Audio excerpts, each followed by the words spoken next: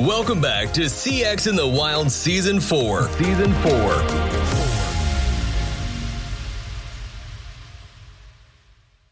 All right, let's start with who you are.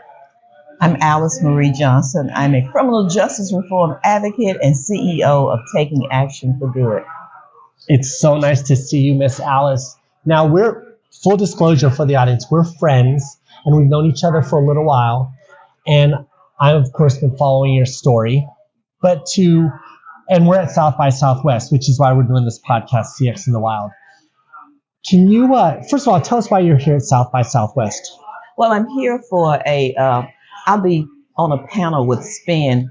I'm here with Spin Magazine. Jason Flum and myself and three others. It'll be four of us and all on a panel.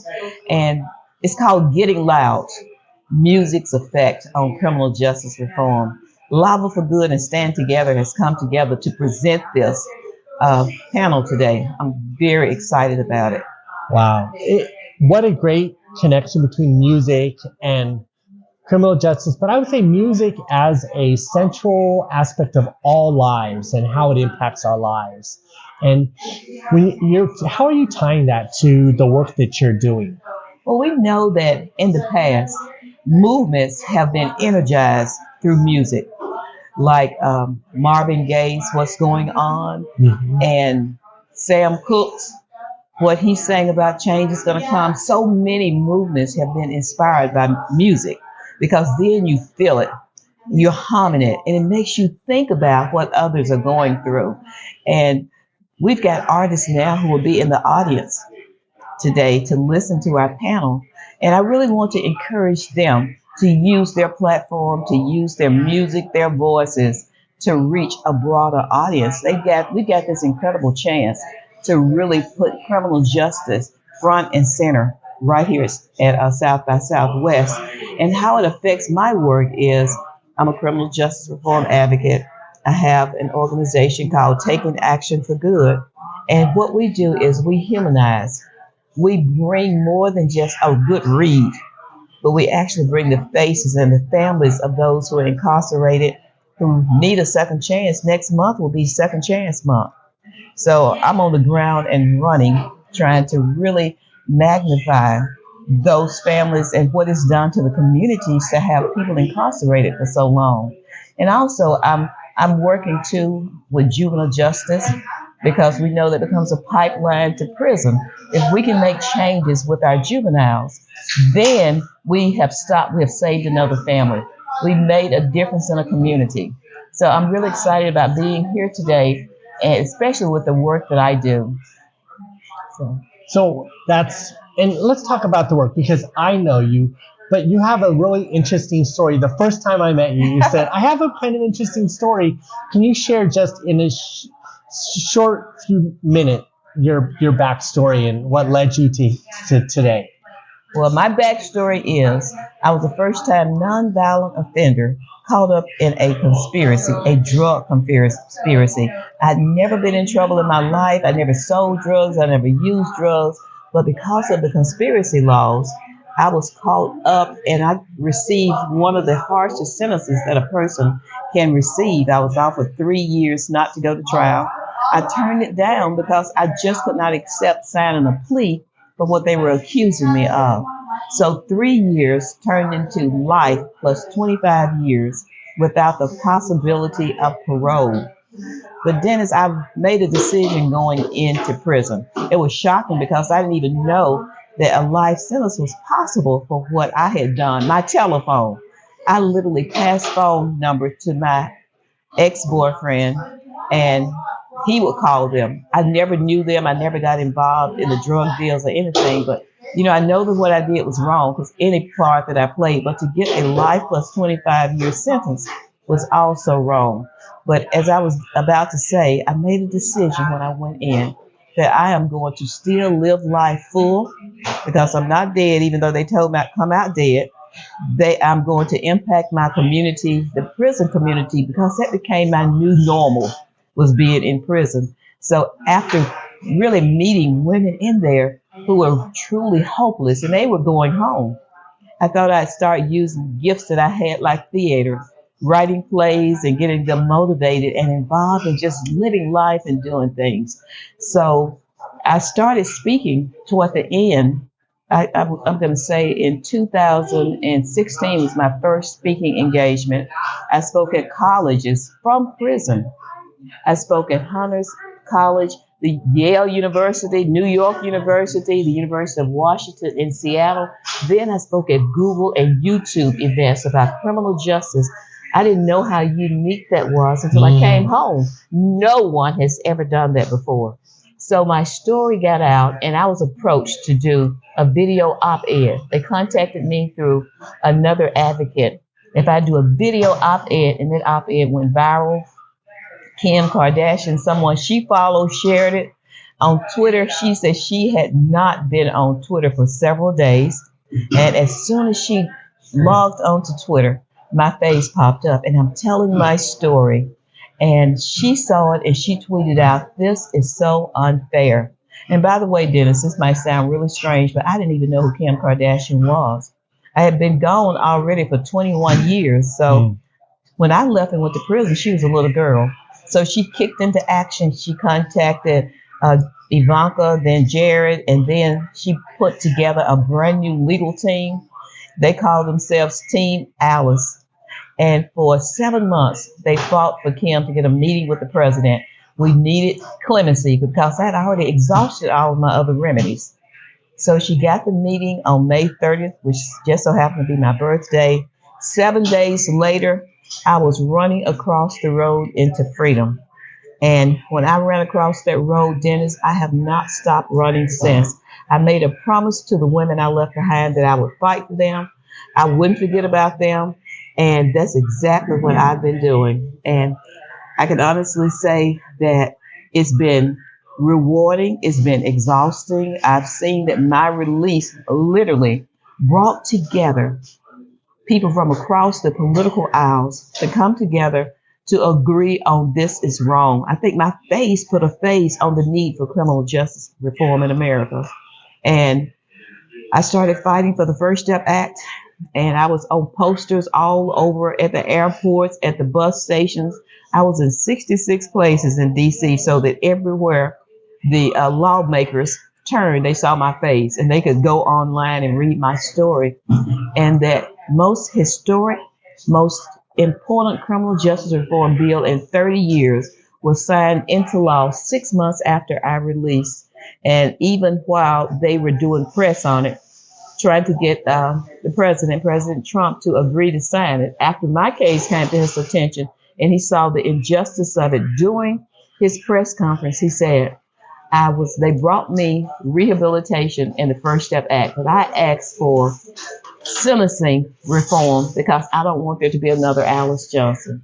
So, I look at this, Dennis, that when you do something, I didn't know at the time that all of this, of course, I'm just living life.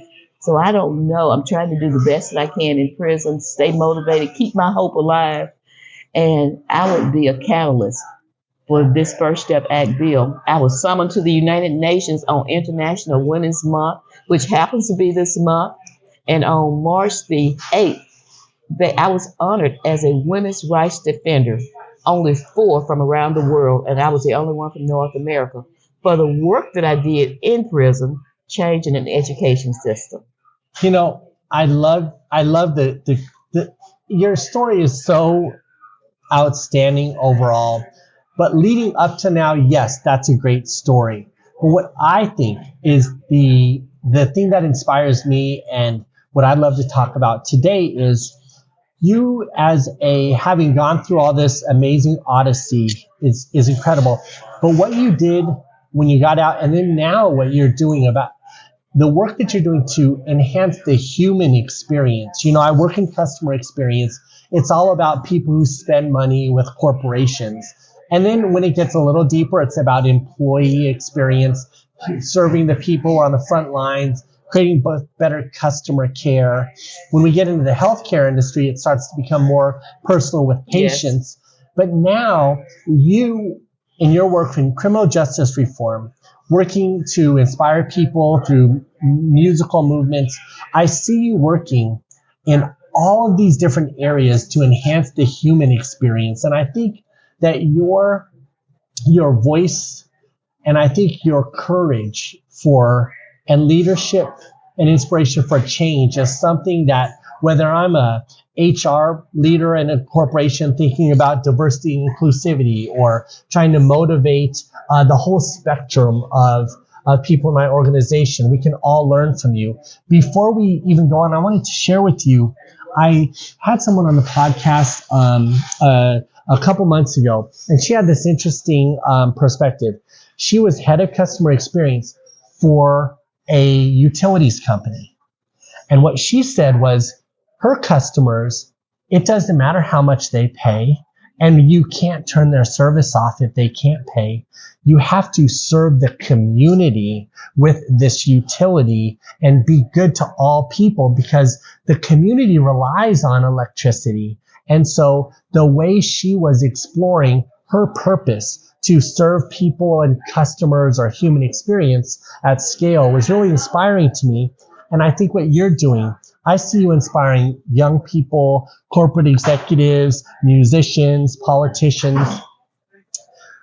What is your vision for the next year? You know, what are you trying to accomplish for this next year? Your work every day is with helping people directly in the criminal justice system get support. But for you personally, what's the next year or 5 years your vision look like? What do you want to do? Because you could do anything. You could be in movies. You could be on TV. You could be working in politics. What are you thinking about? Well, what I'd like to do is really go around this country. I want to inspire a movement, Dennis. I want people to get back to looking beyond where they are right now and having hope. I want them to say, yes, this happened to me. Yes, I may have gone through this, but I want to inspire them to move beyond what they can see, what's in the past, and get a forward outlook and just really say, it's all good. It's all good. What happened to me, experience what I went through, it's all good. And then start really helping them to catch a vision of just us moving forward. And I'd like to take that vision not only through around this country, but I would like to have a world impact. I know that because it was my release was streamed all over the world. People all over the world saw it. And I still get messages from people in other countries. I just came back from Japan, and they're about to start a criminal justice reform movement. But I want to do more than criminal justice. I want to be involved in that. But I also want the everyday person. I think my story has given so many people hope. And that is what my message is. And that's what I want to impact.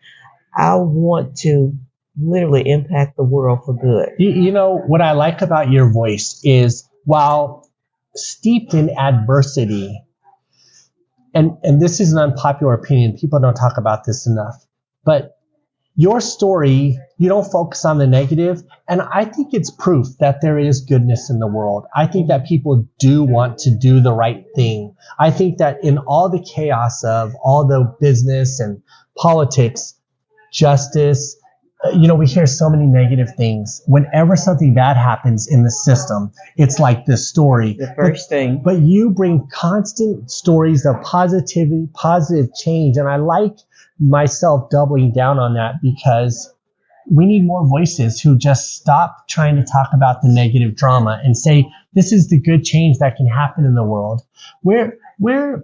But I know it's hard. Miss Alice, as the audience gets to know you, what's the most challenging part of the work that you do? The most challenging part is to get people to really see that there are things that they can agree upon. And I think that we all need hope. It's because we've had so much negativity. Mm-hmm. As you said, that's the hard thing. I think that changing the minds of people. I was in one of the darkest places that a person could possibly be. My life was concrete, razor wire, and steel. That's what I saw every day. Few places had flowers and things like that you could see the beauty. But right now, I think the world is sometimes will let themselves get into a dark place because of what they're hearing. We forget about the inherent goodness that is in people. And sometimes that means putting all of your differences aside, your political differences, your religious differences, and whatever your difference is, and just learn from each other to get back to the humanity of all of us. I feel that even though that there is divisiveness and darkness, I look past that. If I got past prison and being told that I will only come home in a body bag, this is, I'm not going to say child's play, but this is not even as challenging as prison was for me. I had to interact with women from all over the world because it was a federal prison. And we learned to get along. We learned to not just survive there, but have laughter, have community. And the place that I left when I went to prison was not the way that it is now. And so I'm not daunted by what I see. And I look at really obstacles. I know this may be cliche, but I look at obstacles as opportunities. If you got just one light in all this darkness, it's no longer a dark place. It's a place with a little light in it. Mm-hmm. It's true. Any sliver of light in the tunnel is a guide. I think you guide a lot of people. I know that you're working a lot in the political arenas and in the justice system, but it would be so nice to help you gather a movement and grow your audience. What is the best way that people can support you in this next year or the next couple of years to grow your vision of spreading more positive humanity everywhere? Well, Dennis, I'm going to tell you, I absolutely love what you're doing. And I'd love for you to be on this journey with me also. Right now, they can go to takenactionforgood.org and they can look at some of the things that I've been doing. But I plan on launching something even bigger. So they can see what we're doing, and I'll be announcing it also on my takenactionforgood.org, the things that I'm doing, so they can keep up with me there. But I'd love to, after this interaction with you and your podcast, of course, we stay in touch, but I would love to see how we can partner to do some things, because I think that your mission is very much in alignment with my mission too. So I'm just really excited about what the future holds. I've not allowed myself to get into those dark places. I think everyone have days, and they're not good days. But we can still look back and say, even those days, I made it through them, and now it's all good.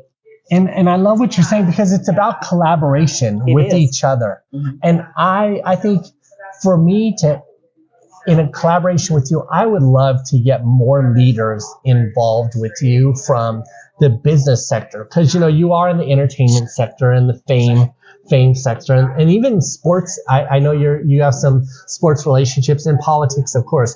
But I think it'd be so nice to get your voice in with some customer experience leaders around the world who their job, what the customer experience role that their job is in a big corporation is to use empathy as a business tool.